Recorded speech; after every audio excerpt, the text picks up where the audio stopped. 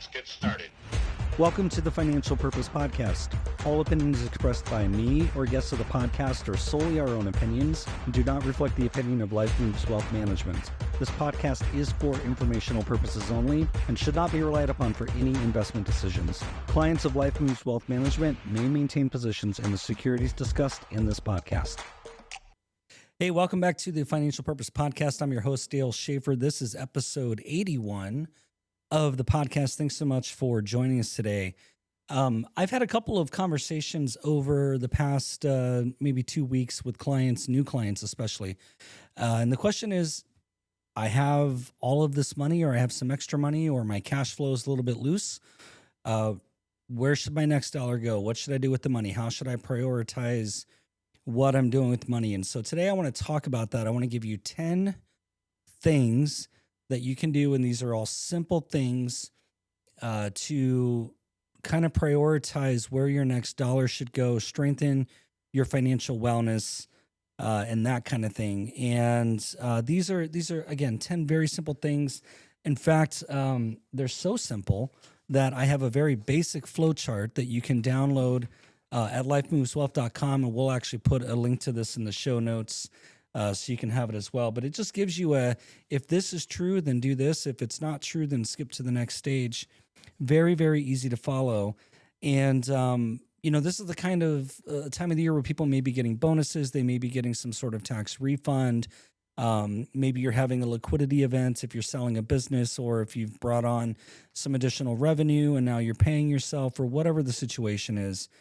Knowing where to put your next dollar is key to your long-term financial wellness, and the exact order in which you do these 10 things may vary based on where you're starting from with your financial planning, and that's why we want to keep financial planning personal. But these 10 steps really apply to just about anybody, can be very universal to help you make sure that you're confident and intentional with how you're making money moves.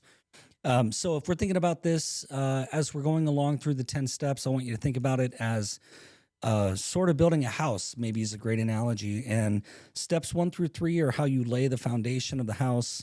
Step number 4 is very important. It's your flooring. It gives you the kind of the basis where everything will rest on. Steps 5 through 8 are going to be more like the walls of the house. It's not really important which wall goes up first. I guess I'm not a home builder, so if you're listening and you are a home builder and you think that's insane, let me know.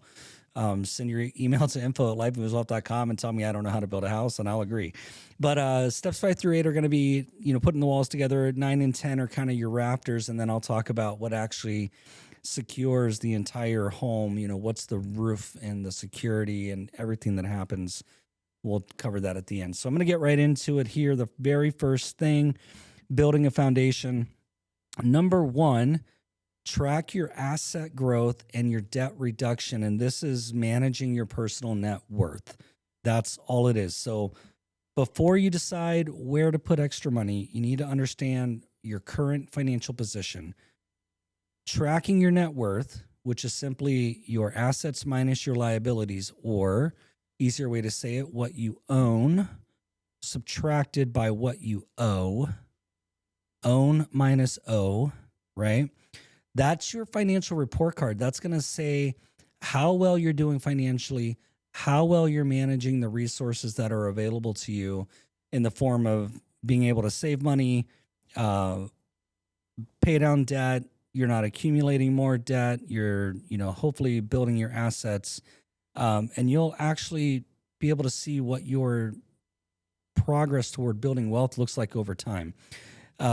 This is very, very important to look at, because sometimes where we should put money, we might be able to see that right on the balance sheet or your net worth statement. And it may just be, hey, let's tack off this, or let's pay off this, or let's put the money into this account, or let's do that kind of thing. It gives us an idea of where to start from. It's the entire landscape. And inside of that, now we get into the what's driving each of these accounts, what's driving each of these expenses. And so that's point number 2, which is tracking income and expenses, because your ability to appropriately manage income and expenses directly reports over to your net worth statement. So if you're spending too much money, that's going to show up on the debt side of the equation.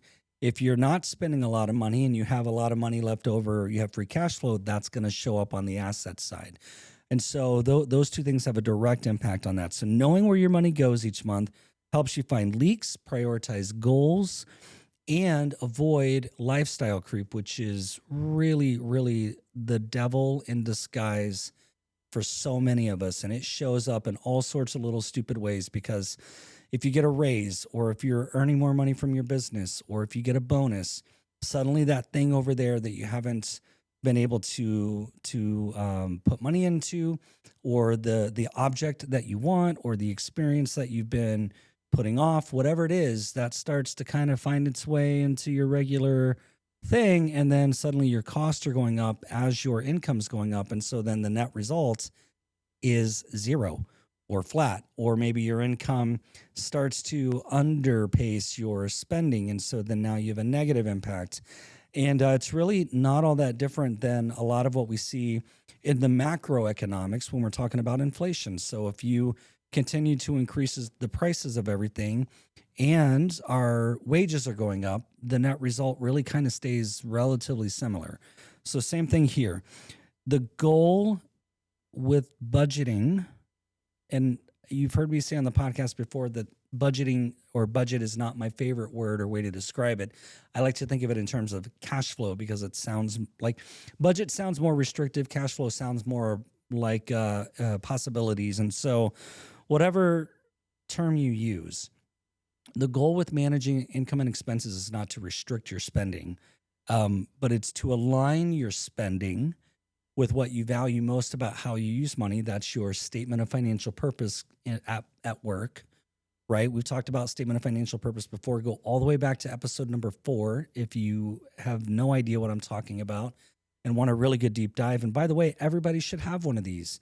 If you're earning money, spending money, saving money, whatever, you should have a statement of financial purpose, and it should be very clear and concise and easy for you to apply to what you value about how you're using money.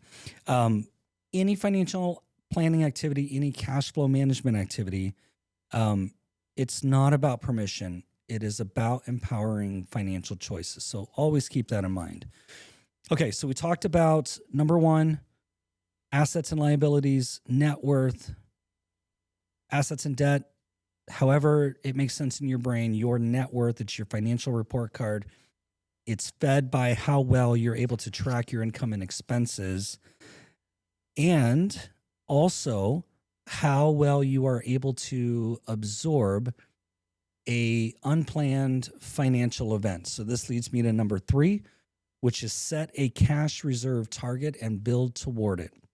So your ability to withstand an emergency, an unplanned expense, a flat tire, a broken window, because I was a kid once and broke windows with Frisbees and baseballs and all sorts of things. The air conditioning stops working and it's June and you live in Phoenix, as an example. Any of those number of things, the battery in the car dies, because those things are $200 or $300 or more now. Any of those things, any unplanned expense, a trip to the doctor, a medical emergency, whatever it is, if you don't have a cash reserve, your only line of defense is going to be to tap some other account. It's either going to be tapping an asset account like a retirement account or a brokerage account or something like that, or it's going to be tapping a debt account, which is going to look like a credit card or a HELOC or something like that. So a cash reserve, or an emergency fund, as it's often called, it's the safety net that keeps a temporary issue from becoming a long-term setback. And that's very important. So there are several rules of thumb here. Some people like to use 3 to 6 months of expenses, which works. Some people like 3 to 6 months of income, which I often think is too much cash to have setting aside for a lot of people. But again, keeping personal finance personal, we're going to find the right target for you. Some people don't worry about the number of months of expenses or income. They just say, this is the number in my head that makes me feel good about sleeping every night. And if that money's in the bank, then great. And if that's not in the bank, then I worry and I lose sleep. Sometimes it's just simply a number. And so we want to find out what makes sense to you. Because I'm annoying, want to understand why the numbers are what they are, why you choose certain things.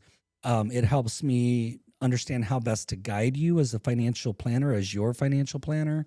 And so I like to know what that number is, but whatever it is, have a cash reserve target, get it into a good savings account that's paying a decent yield right now. It's not difficult to find a good high yield savings account. We have them at Life Moves Wealth for our clients. They're working very well. A lot of people are using those accounts for their cash reserves. It's very easy for us to move money between that cash reserve account and an investment account or an outside bank account or something like that. So if you have questions about setting up a high yield savings account, by all means, you can always reach out to me, info@lifemoveswealth.com, and just put high yield savings in the subject. Tell me a little bit about what you're looking for, and I'll be happy to discuss that with you. But here's the key. When you're building a cash reserve, let's say your cash reserve target is $25,000. If you're at $18,000, for some people, that $7,000 difference can seem like it's going to take forever to get to, or it's impossible to get to. Or let's say your number is 25,000 and you only have 12 or 10 or 7, but it's important for you to get to 25. We have to create a plan for you to get there so that way you can see the progress in motion rather than be defeated by the gap that you're facing. So start small. If you have to start small, at least start. But the key is to automate the savings plan. Don't put yourself in a situation where every time that you get paid, you're having to go in and manually move money between accounts, because that process will break down. So automate it. Make sure it's just happening whenever you get paid. Put it on the same cadence. If you get paid on a Friday, make that money move on a Friday. If you get paid on a Thursday, make it move on Thursday. Whatever it is, make sure that as it's happening, it's automatically in motion. If you want a really, really good dive on how to do this, I recommend the book Profit First by Mike Michalowicz. That is going to give you a really good basis for how to automate savings in a way that functionally works. Excellent. I run my business based on the Profit First methodology. I run my personal finances based on the Profit First methodology. It's a great way to do it. But set it up, automate it, have a plan in place, build your cash reserve. Those are going to be your foundation. So managing your financial report card with your net worth statement, managing your cash flow, income and expenses, and getting to your cash reserve target. Those three things are your financial foundation. You want to have those as solid, as rock solid, and as deep as possible. So that way if you know anything about foundations, I used to do foundation repair in a prior life. I didn't do a lot of the foundation repair for obvious reasons. I'm not a big, strong dude, but I did understand how to do some things, did a lot with water control and waterproofing, and ran a jackhammer a few times, believe it or not. But anyway, point being, if you understand how foundations work, you want them deep in the ground below a frost line, so that way they're not cracking and breaking and crumbling and causing everything above it to completely fall down or break apart or whatever. So have a solid, absolutely solid foundation. And that's going to lead me to number 4, because once you have a foundation, you've got to put something over it so you can start building on top of the foundation. And that 4th thing is to pay off high interest debt. If you have high interest debt, it will prevent you from doing anything else past this point. It's going to prevent you from putting up walls. It's going to prevent you from having a solid roofing structure. It might even prevent you from having a solid foundation. And this is going to be very important. So this is a linchpin in the entire project. Pay off high interest debt. So any debt with any debt with a double-digit interest rate, think credit cards, think high-interest personal loans. For business owners, sometimes if you've had to go out and get mezzanine financing or even some investor required returns, those are going to be double-digit things, and those may prevent you from doing other good financial things in your business or in your personal life. So think about that. Anything with a double-digit interest rate, needs to be looked at, because it's not likely that you're going to be able to outpace or out earn based on an investment. So what I mean by that, I'm trying to say this in a way that makes sense. You probably, with any amount of money that you can invest, you probably will not make more in a rate of return than what that debt will cost you. That should be a good way to say it. So you can't out earn it consistently. If the interest rate is 13, 14, 22%, it's going to be very difficult for you to get an investment that's going to return at that rate. So you may as well pay off that high interest debt. You're definitely going to lose an interest. The more that you try to play the game, the more that you keep it around, and it's just money that's going out.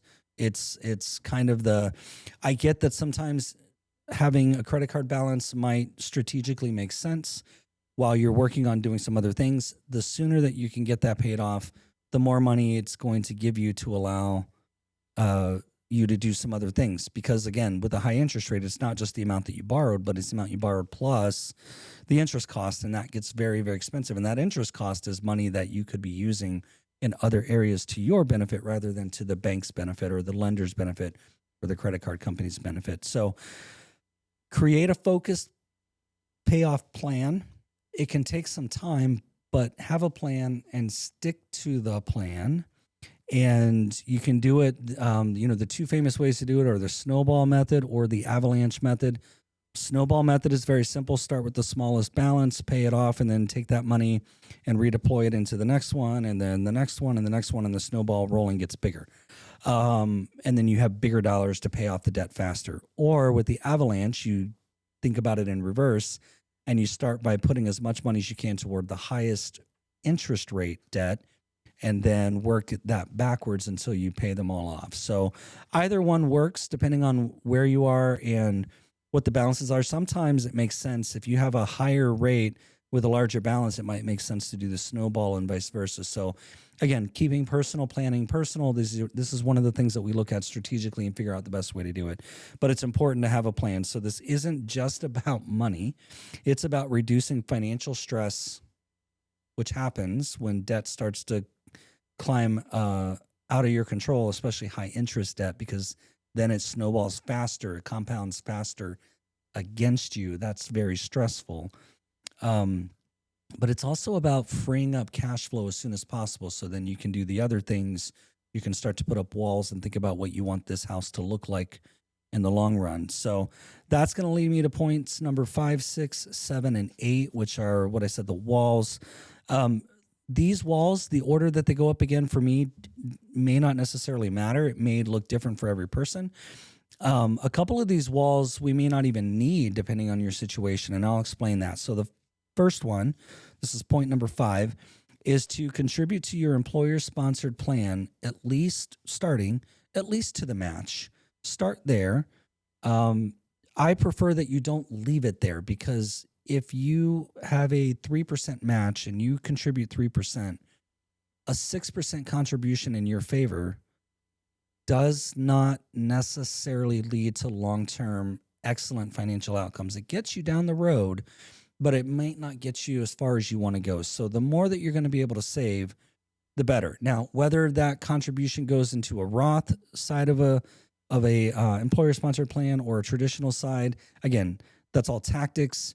We can get into that. That's personal financial planning, but at least get some money there. If your employer offers a match, it's free money. Don't leave it on the table, because for most, they're going to match up to that percentage, but you have to put that in as well. So contribute at least enough to get the full match. It's a guaranteed return of 3%. It's guaranteed unless the employer, unless the employer like closes the plan or something. Or for some people, you don't have an employer-sponsored plan, and so then we need to do something else for you. But it's very, very important that you're at least starting to contribute some way, somehow, some method to a long-term retirement plan. And the contributions not only builds good discipline financially, but also it builds net worth for you in the long run. Number 6, another wall very related, is max fund a Roth IRA. So this year, For individuals under age 50, the max fund amount is $7,000. For individuals over 50, you get an extra $1,000 catch-up contribution. There is another, for 401ks, there is another catch-up contribution or catch-up provision for individuals who are closer to retirement age. And so if that's you, let's have a conversation so we can know exactly what that is for you. Again, send an email to info@lifemoveswealth.com and we'll take a look at it. But anyway, max fund or Roth IRA, if you qualify based on income, a Roth IRA offers one of the best long-term planning tools available because it gives you tax-free growth and tax-free withdrawals in retirement, which is very important because one of the key elements to a successful retirement income plan is managing tax as part of that income plan. Because the more that you have taxable income, the higher your Medicare Part B and D premiums are going to be, and also the more of your Social Security that's exposed to tax. And when you're in retirement, we don't want you paying a lot of tax. You should be paying less tax than you do in your working years.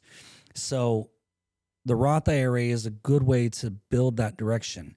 Roth IRA conversions, as an aside to this, also are part of that equation. These are all cash flow questions. So again, if you don't have free cash flow and or you're carrying a bunch of high interest debt, these are going to be harder for you to do.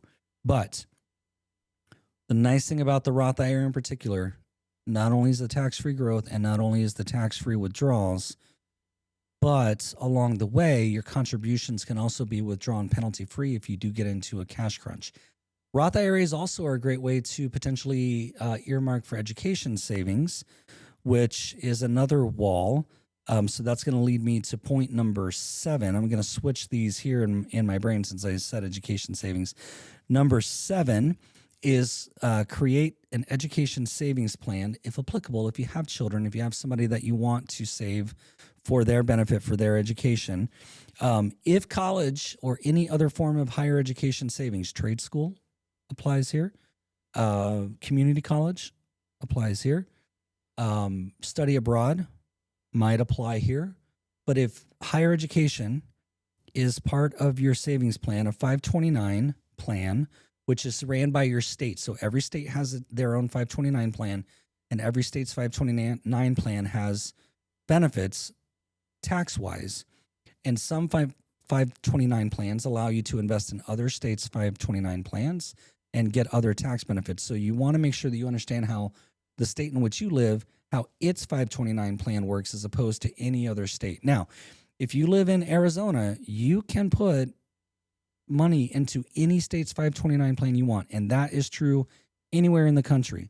However, some states give you very specific tax advantages for living in the state and contributing to that 529. So definitely check it out. But small contributions, even if that's where you start, can lead to significant balances later because this is money in, hopefully on a systematic basis, meaning it's just regular, it's automated. That money is invested. You can determine how you want it invested, and it just grows over a period, hopefully, of at least 15 years, 18 years if you're starting as soon as the child is born. And then there is money that's going to be available for their education because the cost of education is not getting lower. So it's going to require more funding in future dollars to be able to pay for that education. So the 529 is a great way to do it. There are other ways to earmark funds for education savings. I mentioned that a Roth IRA can be a way to do it. A taxable brokerage account can be a way to do it.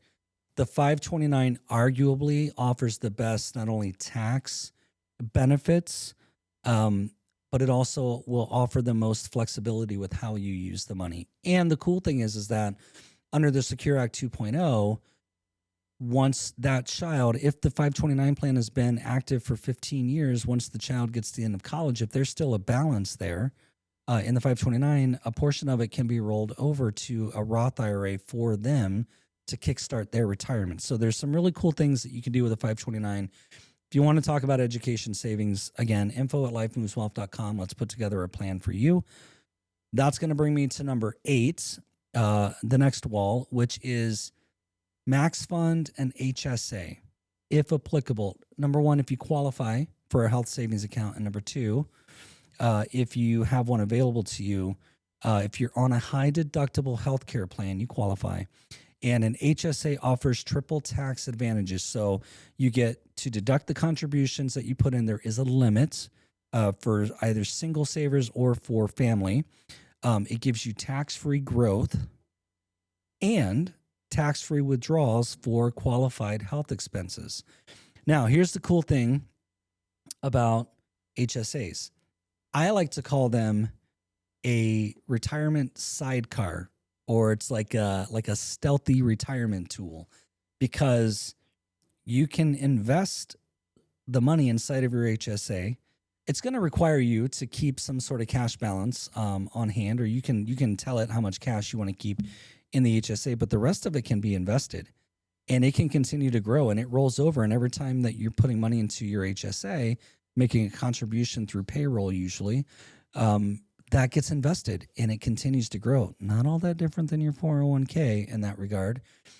But the HSA, again, as long as you use it for qualified medical expenses, you get to put the money in with a tax deduction. You get to grow the money tax-free, and you get to use the money with no tax penalty, which is fantastic. And then when you get to retirement and you become Medicare age eligible, then you stop contributing to the HSA, and now you're able to use that for any of your medical expenses or any long-term care needs. And so it's a great way to further fund parts of your retirement that maybe take less stress off from your retirement accounts and other forms of retirement income. So HSA is a great tool. It can be very, very, very helpful. And you can also use it to pay Medicare premiums, which, again, is an overlooked benefit of an HSA. So lots of cool stuff there. All right, so that's tips 5, 6, 7, and 8, which I said are the walls, which, again, number 5, contribute to an employer-sponsored plan. Number 6, max fund a Roth IRA for yourself, for your spouse, your significant other, which, by the way, if your significant other is not working, you can do what's called a spousal contribution, which allows you as the working taxpayer to contribute on their behalf. And so now you're both contributing to a Roth IRA, which doubles your retirement savings power, right? So that's another thing we can talk about. Number 7, create an education savings plan and use a 529, again, if applicable for you. And number 8, max fund an HSA, again, if applicable for you. Number 9 and number 10, again, these are what starts to set up the rafters for the roofing structure. Number 9 is begin funding a taxable brokerage investment account. So once you've checked off all the other items, you've put up your walls, you've got a solid foundation, you can begin building long-term wealth in a taxable account. And if you start to do this, then this is where estate planning comes in, which is part of the roof that actually goes over your entire house. The estate planning portion, this is where we probably want to look at, based on where you live and your state's rules and your broader financial needs, we probably ought to look at opening a trust and funding a trust with this brokerage account, with the house that you own, possibly with some other non-qualified or non-retirement assets as they make sense. And this can be a really good way for you to continue to build wealth, because it gives you flexibility for how to use the money, because there's no maximum contributions. There are no penalties for removing the money. You would have, of course, taxes on capital gains and losses, which become a tax benefit. And sometimes especially when there's a period where if you have an investment that doesn't do so well, or if the market's in a down year, we can do tax loss harvesting. That's going to give you some taxable income offset. So there's a lot of things you can do that a brokerage account helps you do. But most importantly, you can invest it however you want, and you have all the flexibility in the world with how and when to use the money and what you want to use it for. So it's another great way to build for a future goal, like maybe you want to buy another house, or maybe you're starting a car collection, or maybe you want to build a casita. This is a great way to save money, invest it so you get a good return, use it however you want to, which is great. But it also is another great way to have money sitting aside that can help in retirement. If you're retiring early, if you're planning on starting a business, if you're going to work less hours in your primary job and start to kind of quote unquote side hustle over there, do this other thing. This is a great vehicle to help you do that. It gives you a lot more control than retirement accounts because you're not having to wait till age 59 and a half to be penalty free. And again, there's no controls over how much you put in there. So a taxable brokerage account is an excellent way to start putting more financial security in place. And this is in addition to all the other things we talked about. So this is in addition to your high yield savings. This is in addition to your HSA, in addition to a Roth IRA, in addition to employer sponsored plan. Now, here's the little asterisk to all of that. Your taxable brokerage account. So let's say, go back to when I said, hey, if you have a cash reserve target of $25,000, here's the asterisk. Part of that $25,000 can live in a high yield savings account, and part of it can live in a brokerage account as well. So you can have different locations for where that money lives once you get the cash reserve there and you have everything else solidified.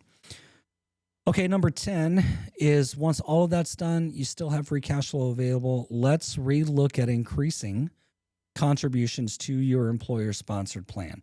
So if you started with just the match, or maybe the match is 3% and you're putting in 10%, and that's great, and we've got all these other little savings going up and the walls for the house are coming together, and you're starting to contribute money to the brokerage account, and you've got all these things in place, and you still have cash flow flexibility, that's a great problem to have.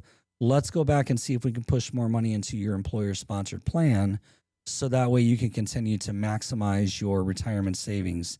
And this, again, what we're trying to do here is build long-term wealth, because we want to decrease your dependency on programs like Social Security and on things like waiting for an inheritance. Or if you're a business owner, we want to reduce your dependency on that business being able to sell or transition for a very specific dollar amount, without which you can't retire. So we want to start to build wealth in as many places as we can, so you have multiple levers to pull in the event that you're ready to start spending money, or that you're ready to retire, or that you're ready to start another business, or send a kid to college, or whatever it is. So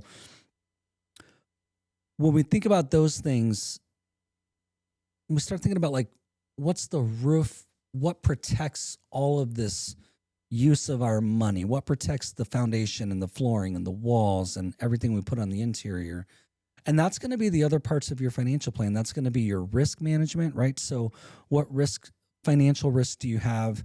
How are we covering those financial risks, i.e., how well are you insured based on the risks that you're exposed to? It's going to be, now that we have all this money that's invested and working for you, how well is it invested? What's the strategy there? And do we have a good buy-sell discipline, so that way we're managing not only the risks of the stock market and the bond market and the economy and the Fed and the tariffs and all the things that come up that you can't control. We can control how the money's invested and how much money is going into that strategy. So we want to do that. Tax planning is a large part of what protects your house or your financial life, because if we don't do good tax planning, there's going to be a lot of money that's going to be inefficiently going to other people, i.e. the government. And I'm not against paying the government, but I am against inefficiently paying the government in ways of overpaying tax or withholding too much throughout the year and then waiting for a tax refund, because all you've done is you've given the government an interest-free loan throughout the year, and they've already proven that they're not efficient with how they use money. So why are we letting them do that? Let's not do that. Let's pay them what we're supposed to pay them. Let's follow the tax code, and then let's make sure that we're putting the rest of it to our advantage, because we want to reduce our dependence on anything that's government related, anything that's family related. We want to be self-sufficient. We want to be financially strong on our own.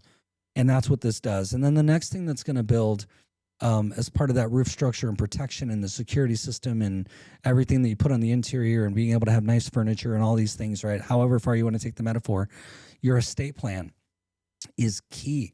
because without a good estate plan, without good legal protection, all of this stuff can go away. It can all be taken from you. It can all be taxed. It can all bypass your heirs if it's not lined up correctly. It can incidentally bypass a spouse if you're remarried. Whatever it is, we need to make sure that your estate plan is properly, number one, set up, and number two, properly funded in the right areas to make sure that you have a say in what happens to everything that you work hard to save and accumulate and build for yourself and for your family. We want you to have control of that, not your county's court or your state court or the federal courts.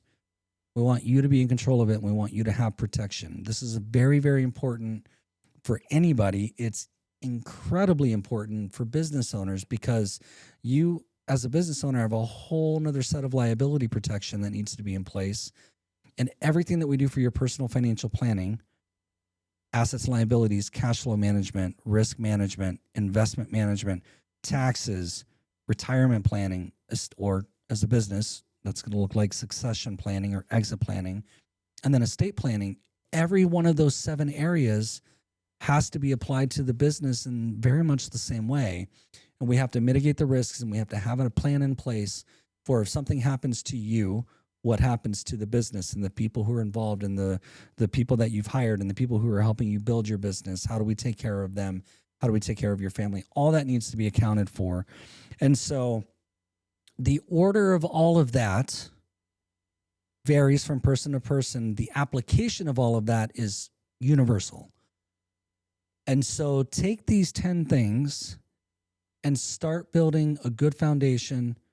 Get a good subfloor in place, start putting your walls together and your roofing structure. And I'll run through them just one more time for you. Number 1, track your asset growth and debt reduction. This is personal net worth management. Number 2, track income and expenses. This is your personal cash flow management. Number 3, set a cash reserve target and a plan to build toward that target. Number 4, pay off your high interest debt. This is building your subflooring. Number 5, contribute to your employer sponsored plan, parentheses, at least to the match. Number 6, max fund a Roth IRA. If you qualify, if you don't qualify, there's still a way to do this. We can have that conversation. Number 7, create an education savings plan if it's applicable to you. Number 8, max fund an HSA if it's applicable to you. And then let's start putting the roof on by number 9. Begin funding a taxable brokerage investment account. And number 10, go back and increase contributions to your employer savings plan. And then let's do financial planning to keep everything else in place. So financial planning, it's not about permission. As I said earlier, it's about empowering financial choices. It is not about perfection. It is about progress. And making progress and tracking progress and knowing that you're on track for what's most important to you so you can make your next best decision, so you can align your entire financial life with your financial purpose, what's most important about what you value, about how you use your money. And few things financially can be more important than that. I recently just had feedback from a client who said that when they started working with me, that was never on their radar. They never would have thought about it. And the application of that one exercise alone, writing a statement of financial purpose, has given them the ability to apply it to so many of their financial choices without my prompting, which is beautiful. So they're able to decide what makes sense to them based on what they value about how they want to use money and what they value from a personal and family level, and how they're going to make financial choices. And then they have used it and continue to use it in their home to make choices. It's fantastic. So everybody should have a statement of financial purpose. It's going to drive what we do with financial planning. It's going to make everything in financial planning better because it brings the dollars and cents to life. If we just do financial planning with here's the numbers, here's the projection, here's a chart, here's a graph, it doesn't mean anything. It doesn't matter. It's colors and digits on paper. If we apply it to a statement of financial purpose and you're actively making financial choices, now all the charts and graphs and numbers and projections, they all come to life and they all mean something to you, and it matters more. And it's not just a report card. It's progress that you're making over time. And that's what we want to get to. So if you're unsure where your next dollar should go, again, there's a flow chart. If you like that kind of thing, we'll make it available on lifemoveswealth.com. There will be a partner blog post for this, I think. Either way, we'll put it in the show notes so you can be able to download it. We'll give you a link to go download it, use it, follow it. If you have questions about it, if you want help with setting any of this up, if you want to start your financial planning journey, if you're not sure that you can afford it, if you're not sure that you're ready for a financial planner, any of those doubts, anything that's getting in the way of you actually putting together a financial plan, whatever your objection is, I want you to get in touch with me either by emailing me at info@lifemoveswealth.com or going to lifemoveswealth.com and clicking the schedule time with me button. Either way, get in touch with me. Let's have a conversation and let's see what's going to be best for your financial situation. And if you're a business owner, often what happens is your objections are, I know what I'm doing. I started this business. I'm independent. I don't want anybody telling me what to do because I'm my own boss. Blah, blah, blah. BS, BS, BS, BS. Stop it. Get the help you need. If you're a business owner, there's too much happening for you to manage it yourself. You need somebody who is your advocate, who can help you do it, who can help you put everything in place, both on the personal and on the business, and tie it together and help you get set up for the life that you really want and the business succession outcome that you're most trying to get to. It's very, very difficult to do it on your own. Get some help. I'm here to help you. Email info@lifemoveswealth.com or go to lifemoveswealth.com and get started by scheduling time with me. That's it. I hope that this has been helpful. Until next time, go be financially awesome. Be a boss. Take care of yourself. We'll see you on the next episode. Later. Thanks for listening to this episode. Be sure to like, subscribe, and share. To learn more about your financial purpose, visit lifemoveswealth.com.